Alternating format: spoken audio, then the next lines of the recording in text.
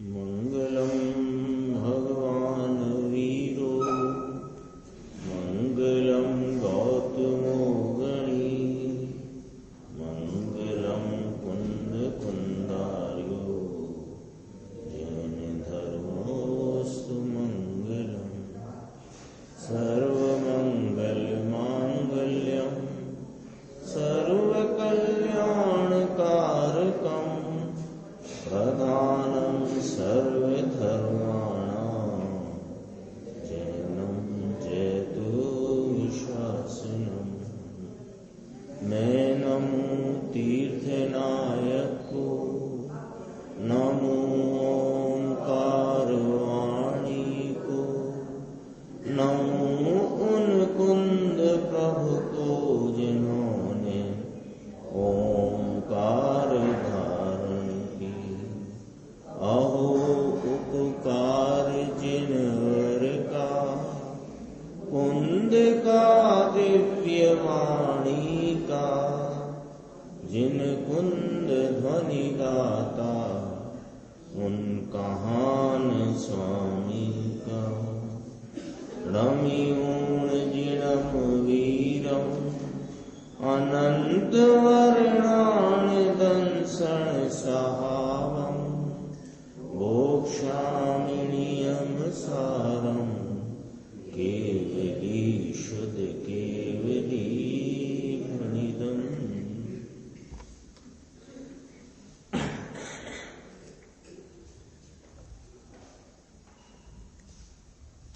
नियम सार जी परमागम ग्रंथ है और इसके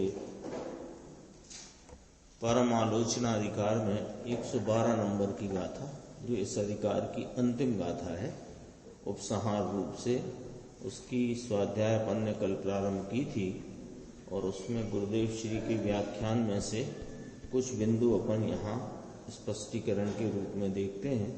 पेज नंबर 395। इस गाथा में ये कहा, भाव विशुद्धि जो भेद है आलोचना का, परम आलोचना निश्चय आलोचना में भाव विशुद्धि जो भेद कहा, उस भेद की चर्चा इस गाथा में है। तो सीधी सीधी बात यहाँ कही कि मद मान माया लोभ वर्जित भाव, वह भाव विशुद्धि है। तो चार लिए, मद नाम काम वासना का परिणाम, मान माया और लोभ। तो उस संबंध में अपन ने टीका में देखे थे। तो मद तो कहा मदन काम भाव को, वासना के भाव को, और मान के अंतर्गत 6 बोल लिए, और माया छुपकर गुप्त रूप से किए गए पाप को माया कहा, और लोभ की 3 तरह से व्याख्या आई इसमें, है ना, कि योग स्थल पर धन व्यय का अभाव वह लोभ है, एक बात कही। फिर कहा निश्चय से समस्त परिग्रह का परित्याग जिसका लक्षण रूप है, इसको भी लोभ से अलोभ कहा। तो इसके सामने कहा ऐसे निरंजन निज परमात्म तत्व के परिग्रह से अन्य परमाणु मात्र द्रव्य का स्वीकार वह लोभ है। ये चर्चा इसमें अपन गुरुदेव श्री के माध्यम से देखेंगे, क्योंकि ये थोड़ा सा देख लेते हैं। जो हरि गीत के नीचे एक पैराग्राफ है, जिसमें क्रोध मान माया लोभ है ही नहीं, ऐसा यह भगवान शुद्ध वर्तता है। ये भगवान तो शुद्ध होगा ये वाली बात नहीं, ये तो शुद्ध पने ही रहा हुआ है। इसके परिणाम में भाव में जो विशुद्धि है उसकी चर्चा यहाँ की जा रही है। फिर इसमें लिया मद का जो परिणाम है कि तीव्र चारित्र मोह के उदय के कारण पुरुष वेद नाम के 9 कसाय का विलास, विषय की वासना का विलास पुरुष को यहाँ लिया, किंतु स्त्री को भी स्त्री संबंधी यहाँ ले लेना। चारित्र मोह के उदय के कारण पुरुष वेद नाम के 9 कसाय का विलास वह मद है। मद है, मदन है, काम भाव है। मद यानी यहाँ अभिमान नहीं, मद यानी मदन, अर्थात काम विकार, ऐसा अर्थ है कि जिसको काम विकार वर्तता नहीं वह भाव विशुद्धि है। आलोचना का भेद चलता है उसमें, ये जिसमें काम का विकार है ही नहीं, एक बात कही। फिर मान के 6 भेद हैं, वो अपन पढ़ चुके हैं। और माया के बारे में भी कहा, गुप्त रूप से किए जाने वाला पाप वह माया है। एक पैराग्राफ 397 में है, थोड़ा पढ़ने जैसा है, इसे देखना। अक्षीण के ऊपर वाला, आत्मा स्वभाव द्वारा जानने में आए ऐसा है। ये अलिंग ग्रहण के 20 बोल हैं, उसमें 6वें बोल में ये बात कही। तो इसमें से गुरुदेव श्री फरमाते हैं, देखो, अपने स्वभाव से प्रत्यक्ष जानने में आए ऐसा आत्मा ज्ञाता है। इसको कोई ऐसे साधन और बल की जरूरत नहीं। ये चर्चा चल रही थी ना, बल, शरीर का बल विशेष हो। फिर वो नेमिनाथ भगवान का दृष्टांत लिया कि कोई ने कहा भीम में बहुत बल है, इसमें बल है, उसमें बल है, अर्जुन में बल है। तो वो सब प्रसंग सबको पता है। तो कहते हैं ये जो बल है उस शरीर का हो कि कोई और प्रकार का हो, ज्ञान का बल हो, यानी क्षयोपशम रूप। तो इसके संदर्भ से यहाँ कहते हैं कि इसको कोई ऐसे साधन और बल की जरूरत नहीं। ऐसे साधन में जिसको रस लगा हो, इसको ये आत्मा नहीं जान सकता। ये कहा जिसको साधन और बल लिया ना, साधन और बल के प्रति जिसको रस लगा हो, कैसा रस लगा हो कि ये साधन है, इससे मुझे आत्मा की प्राप्ति होगी। जिनवाणी है, गुरु है, देव हैं और अन्य प्रकार के साधन हैं। इन साधनों के और इन साधनों के जोर से मेरे ज्ञान का क्षयोपशम तेज है। सब बात मुझे ख्याल में रहती है, इससे मुझे आत्मा की प्राप्ति होगी। तो कहते हैं ऐसा नहीं है, ये आत्मा को नहीं जान सकता। कौन? कि जिसको इसका रस है। पॉइंट पकड़ना बस इसका। जिसको रस, साधन तो वे होंगे, देव गुरु शास्त्र का संयोग ही होगा। स्वाध्याय आदि में बुद्धि की प्रवृत्ति भी होगी, उसके चिंतन मंथन विचार का परिणमन भी होएगा।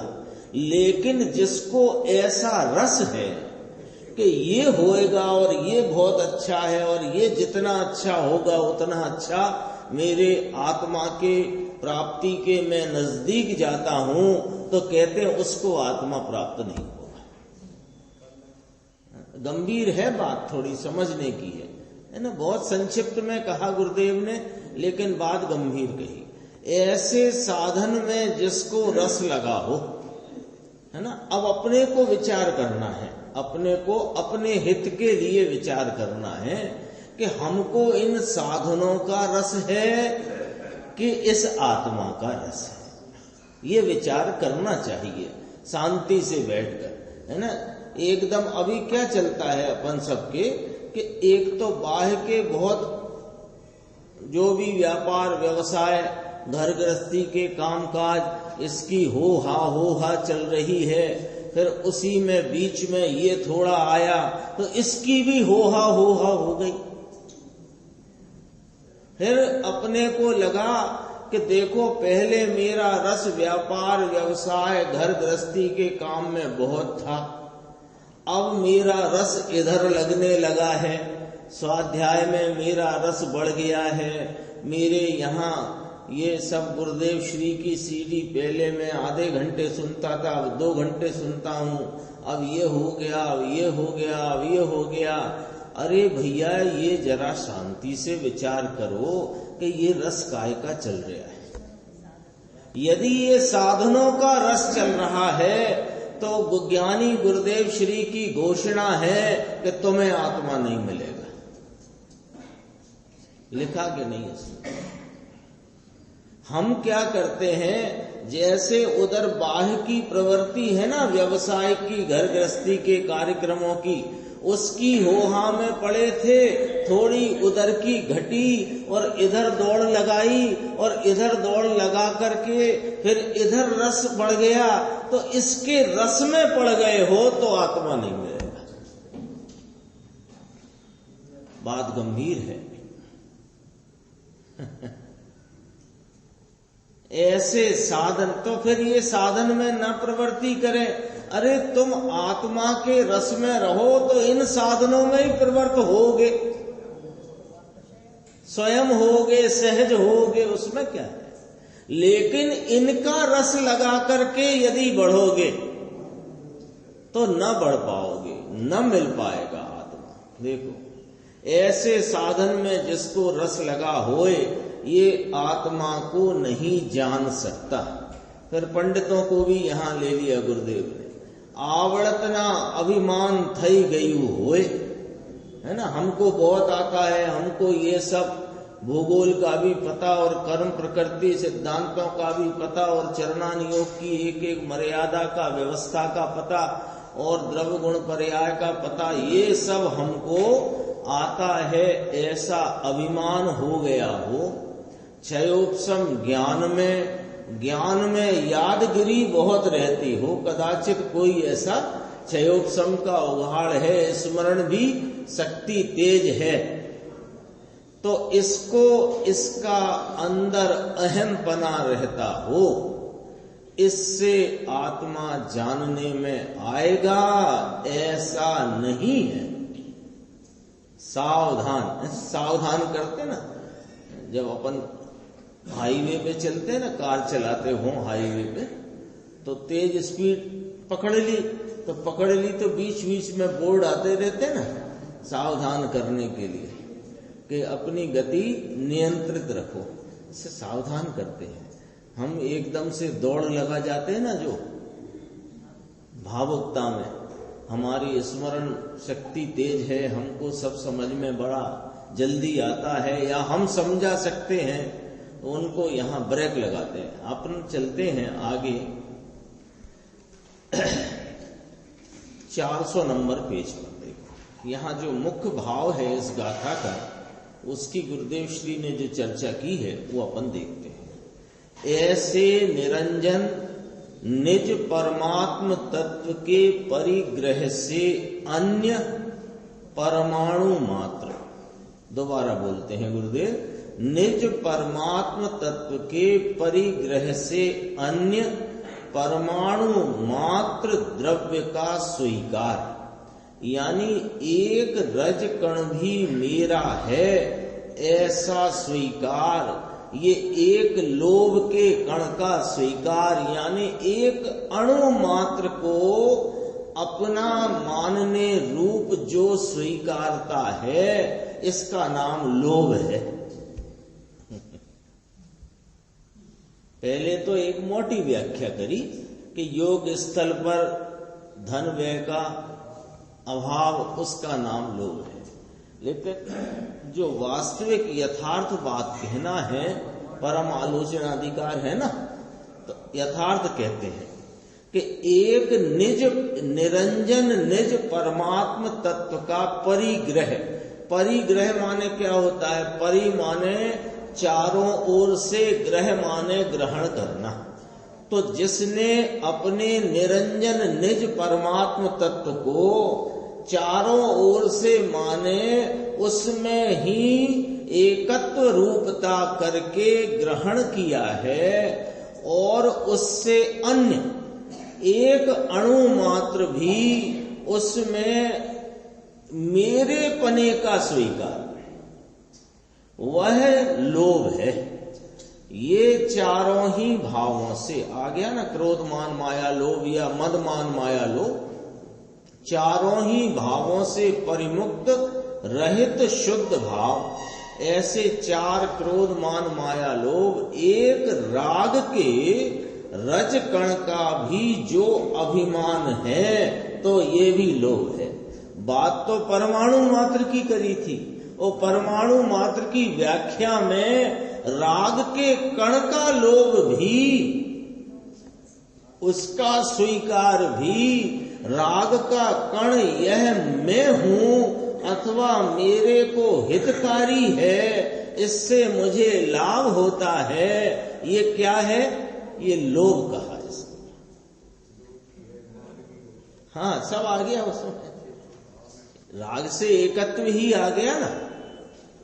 ऐसे परिग्रह से रहित है ना, और निज परमात्म तत्व के परिग्रह से अन्य परमाणु मात्र द्रव्य का स्वीकार वह लोभ है।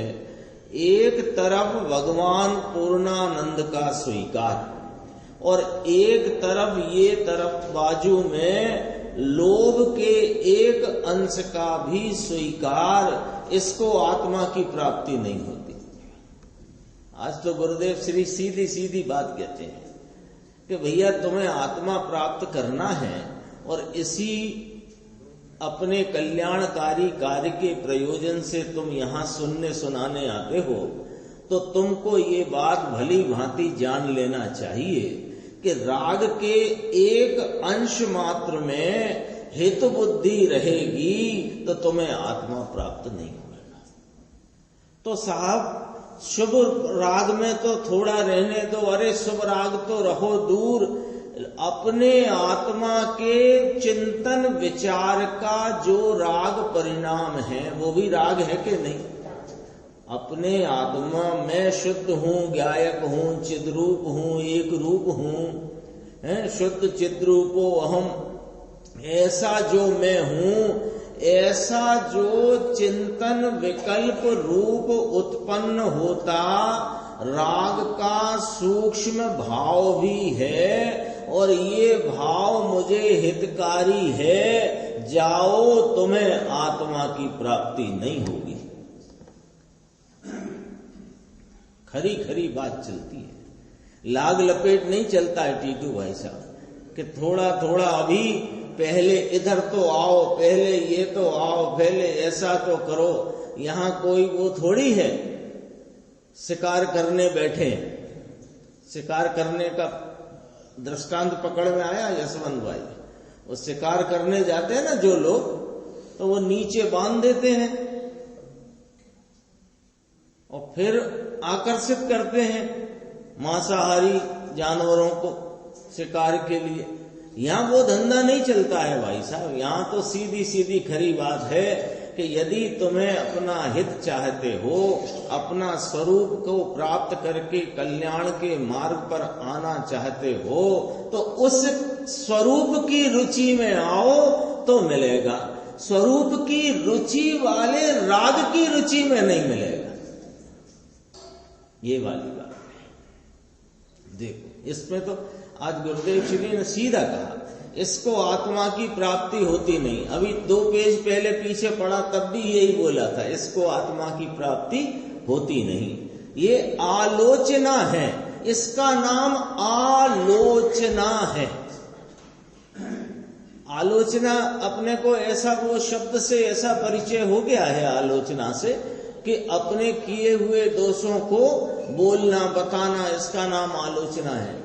और एक साहित्य में भी आलोचना शब्द से ये शब्द प्रचलित है ना कि इसकी आलोचना, उसकी आलोचना। उसका अर्थ भी ये है, आलोचना माने बराबर उसको देखकर समीक्षा करना, वो वहां पर अर्थ है। यहां आलोचना का अर्थ है यह आत्म स्वरूप को भली भांति जैसा है वैसा देखना और जैसा नहीं है उससे रहित देखना, इसका नाम आलोचना है।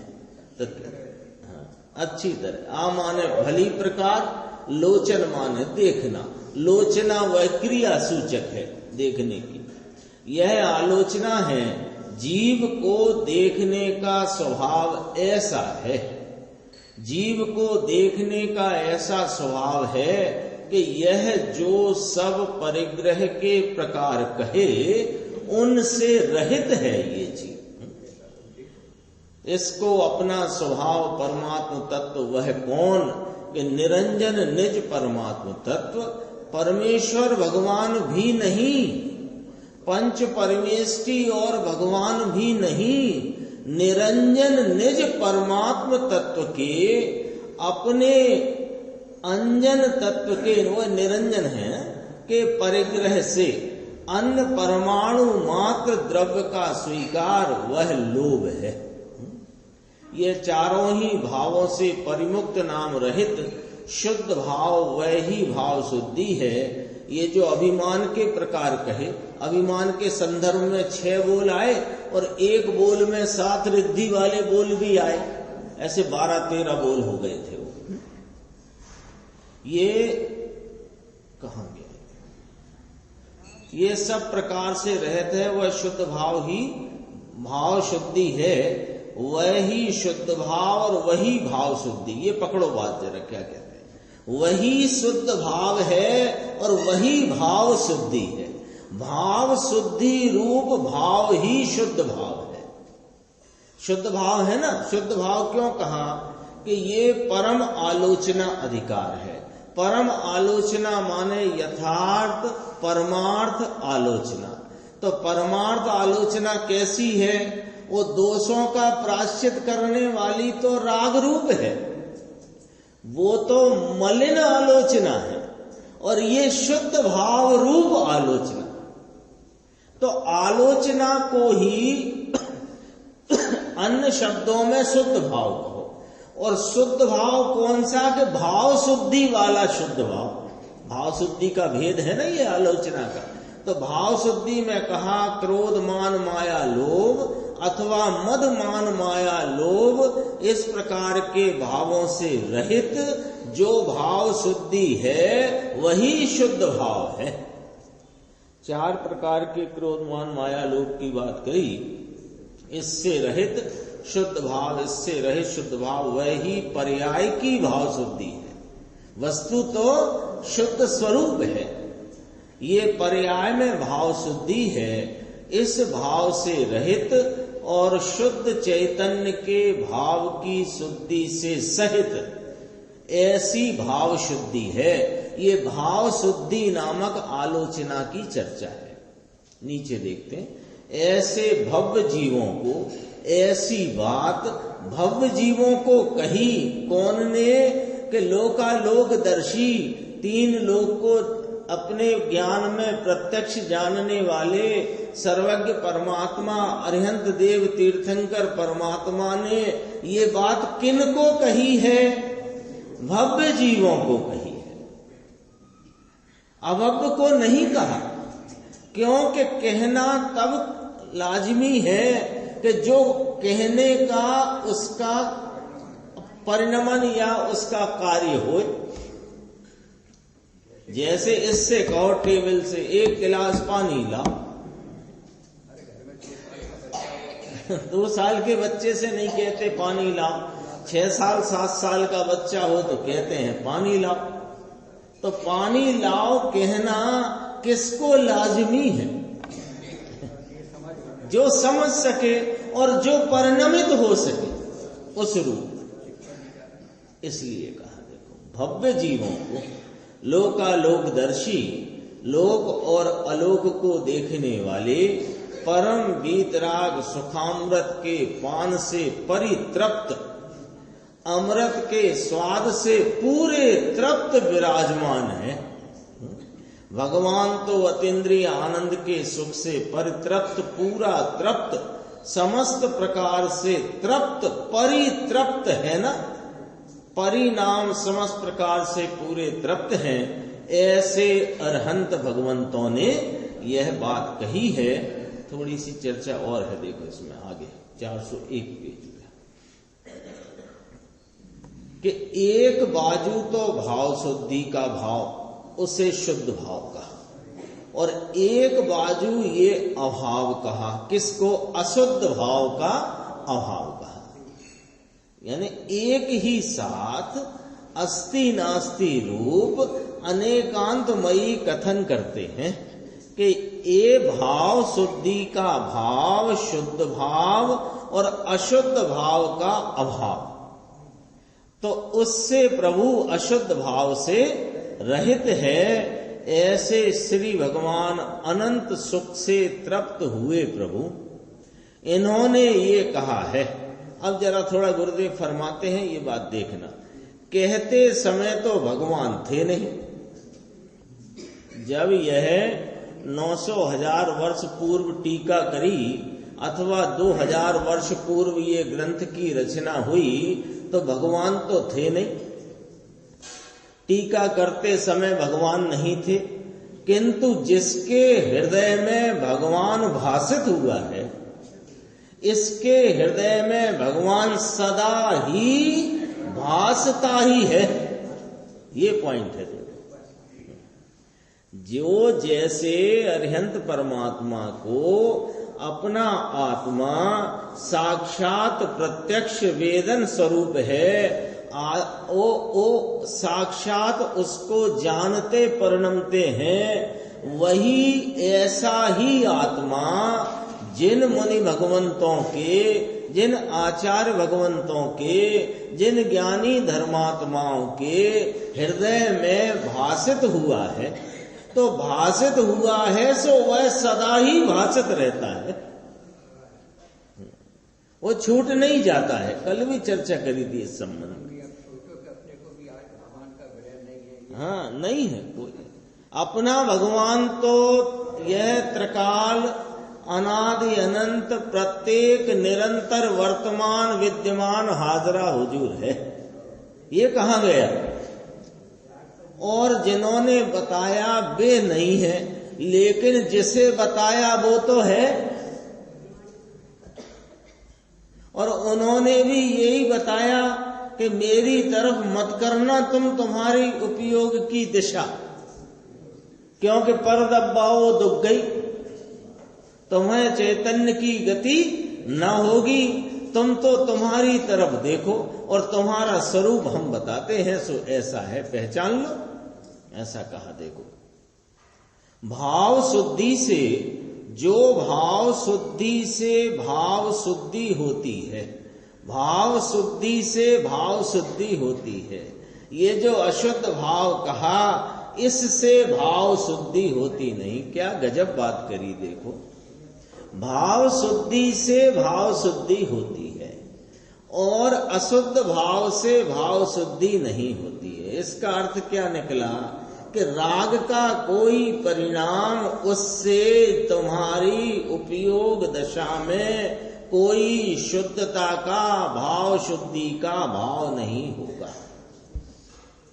भाव शुद्धि का भाव इस भाव शुद्ध स्वरूप आत्मा के आलम्बन मात्र से ही होगा, अन्य रीति से नहीं होगा। इतनी बात है। नीचे है, देखो इसमें नीचे है ना ये बोल्ड अक्षर, उसके ऊपर की 2 लाइन बस। एक तरफ भगवान पूर्ण शुद्ध और पूर्ण जो अशुद्धता का अंश है, का कुछ भी कहीं गर्व है, क्षयोपशम ज्ञान की भी आवड़त माने वह मुझे आता है, दूसरे की तुलना में मुझे अधिकता है, इसको भी वह भाव शुद्धि नहीं, शुद्ध भाव नहीं। भाव शुद्धि नहीं, इसलिए शुद्ध भाव नहीं। शुद्ध भाव है, अपना त्रिकाल विराजमान विद्यमान शुद्ध भाव है, लेकिन रागादि भाव में, क्षयोपशम की दशा में अभिमान का जो भाव है, तो भाव शुद्धि नहीं है, भाव में अशुद्धि है, तो अशुद्धि वाले भाव में अशुद्धता का ही प्रकाशन है, इस भाव शुद्ध स्वरूप आत्मा का प्रकाशन नहीं है। हाँ, शुद्ध भाव तेरे लिए होने पे भी नहीं है, और भाव शुद्धि हो तो शुद्ध भाव का प्रकाशन है ही नहीं। श्लोक 171, अथ जिन पति मार्ग लोचना वेद जालम परिहत पर भावो भव्य लोक समन्तात तत् किम अवलोक्य स्वस्वरूपं च वद्वा सा भवति परम श्री कामनी कामरूपिणी। श्लोकार्थ है, जो भव्य लोक कहा, भव्य जनों का समूह, भव्य लोक ऐसे समूह को कहना है। तो जो भव्य लोक, भव्य जन समूह, जिन पति के मार्ग में कहे हुए समस्त आलोचना की भेद जाल को अवलोक कर तथा निज स्वरूप को जानकर सर्व तरफ से पर भाव को छोड़ते हैं, वे परम श्री रूपी कामनी के बल्लभ होते हैं, अर्थात मुक्ति सुंदरी के पति होते हैं। देखो कितनी बात कही। जो भव्य जीव, किसको संबोधन किया? भव्य जीवों को। फिर कहा जिन पति के मार्ग में कहे हुए, जिनेन्द्र परमात्मा के मार्ग में कहे हुए समस्त आलोचना का भेद जाल, उसको अवलोक कर। एक इसमें क्रम देखना जरा। समस्त आलोचना के भेद जाल को, भेदों से जो कथन किए गए, जो स्वरूप रूप है और स्वरूप रूप नहीं, उनको बराबर जानकर फिर क्या करना कि उनको जानना कि निज स्वरूप को जानना, कि निज स्वरूप को जानना। तो निज स्वरूप को जानकर सर्व तरफ से प्रभाव को छोड़ता है। गुरुदेव श्री फरमाएंगे निज स्वरूप को जानकर, जोर यहां है, वह परम श्री रूपी कामनी यानी मुक्ति सुंदरी का पति होता है। देखो गुरुदेव का व्याख्यान है, जो भव्य लोक भव्य समूह एक वचन वह लिया है ना। गुरुदेव ने क्या लिया इस पर? भव्य लोक शब्द से एक वचन कहा, पर भव्य लोक में अनंते भव्य जीव समा गए। एक वचन शब्द, एक वचन कहा। भव्य लोक माने भव्य जन समूह, लायक प्राणियों का समूह, जिन पति के मार्ग में कहे हुए, वीतराग के मार्ग में कहे हुए समस्त आलोचना की भेद जाल को अवलोक कर। ये भी भेद जाल है, इसको जानकर। तो इसमें क्या कि मैं कौन हूं कौन नहीं, रागादि भाव मेरी परिणति में होते हुए मेरे अपराध भाव है, मेरी परिणति में होता हुआ दोष है, मेरे द्वारा मेरे परिणाम में यह दोष उत्पन्न हुआ है, किंतु ये दोष मेरा स्वरूप नहीं, ऐसा अवलोक कर। फिर क्या करना?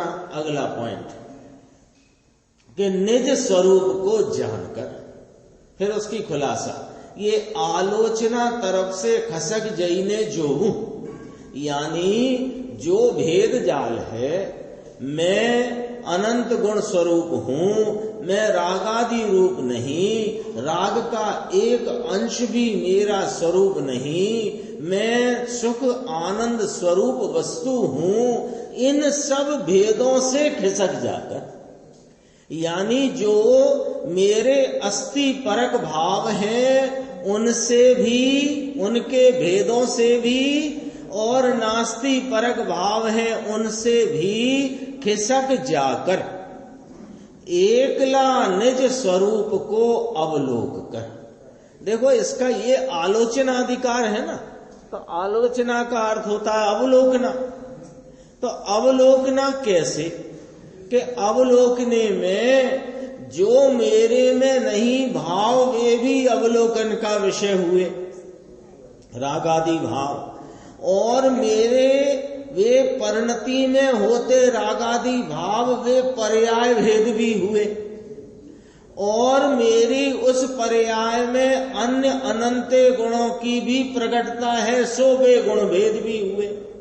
ये सब अवलोकने का विषय तो है, लेकिन अवलोक कर इन भेद भावों से खिसक जाकर एक रूप स्वरूप अपना सामान्य चैतन्य भाव है, उसको अवलोकन करे तो कहते स्वरूप को अवलोकन किया। ये कई बार ऐसा लगता है कि बहुत संक्षेप में भी कितनी गहरी गहरी बात कहते हैं, सारा मार्ग खोल कर देते हैं। यानी कई बार तो एक इशारे में ही पूरी बात कर देते हैं जिसमें रहस्य तो गंभीर भरा है। देख लो, एक ले निज स्वरूप को अवलोक कर, सर्व तरफ से प्रभाव को छोड़ते हैं, सर्व तरफ से एकला परम भाव, शुद्ध भाव, परम स्वरूप, अमृत स्वरूप, अमृत का सागर, सर्व तरफ से प्रभाव को छोड़ते हैं, किंतु निज स्वरूप को जानकर, निज स्वरूप को जाना नहीं और चल दिए घर द्वार वस्त्र आदि छोड़ के जंगल, तो कहा ये कोई मतलब नहीं निकलने वाला है। निज स्वरूप को जान। भाई कोई चीज हो, कोई चीज आपके कदाचित हीरा खो गया और बहुत सारे अन्य चीजों के बीच में मिल गया, अब क्या करोगे कि हम तो हीरा अवलोक रहे हैं, तो हीरा अवलोकते अवलोकते जो कांच आदि दूसरे कंकड़ पत्थर मिट्टी है वो भी अवलोक रहे हो कि नहीं अवलोक रहे, और उन्हें अवलोकते हुए क्या अवलोक रहे हो, तो वे अवलोकते हुए ये हीरा नहीं है ऐसा जानना, और जो हीरा है उसे हीरा रूप ग्रहण करना, इसका नाम अवलोकना है। ऐसा। और यदि वो हीरा मिला नहीं और दिन भर हो गया, हम तो बड़ा अच्छा अवलोकन कर रहे हैं, सुबह से शाम हो गई, 4.5-5 घंटे कर लिए हमने, एक एक चीज अवलोकी है भाई साहब, कि तुमने कुछ किया ही नहीं, 5 घंटे तुम्हारे बेकार गए कि नहीं गए? ऐसा कहते हैं। देखो, सर्व तरफ से निज स्वरूप को जानकर, निज स्वरूप को जानकर सर्व तरफ से प्रभाव को छोड़ते हैं, वह परम श्री रूपी कामनी का वल्लभ होता है। वह परम श्री माने केवल ज्ञान रूपी लक्ष्मी, परम श्री माने केवल ज्ञान रूपी लक्ष्मी, कामनी केवल ज्ञान रूपी कामनी का वल्लभ, वल्लभ नाम पति होता है, अर्थात के स्वामी होता है, इसको केवल ज्ञान प्रकट होता है। सुंदर लावण्य से सुंदर स्त्री के लोचन को सुख उपजाने वाले की तुलना में ये परम श्री रूपी कामनी का वल्लभ होता है, अर्थात मुक्ति सुंदरी का पति होता है।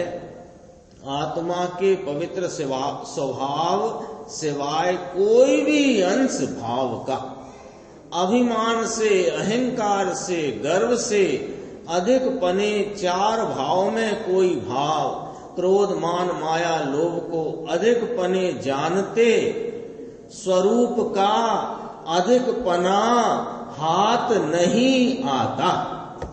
इतनी बात है, कहीं भी अधिकता है। एक इस निज गायक परमात्मा के सिवाय किसी निमित्त की भी अधिकता है, अथवा निमित्त के प्रति वर्तते राग की अधिकता है, तो कहते हैं ये आत्मा हाथ नहीं आता। सर्व तरफ से प्रभाव को छोड़ते हैं, वे परम श्री रूपी कामनी के वल्लभ होते हैं, अर्थात मुक्ति सुंदरी का पति होता है। ये अपने 171 कलश हुआ, शेष चर्चा आगे।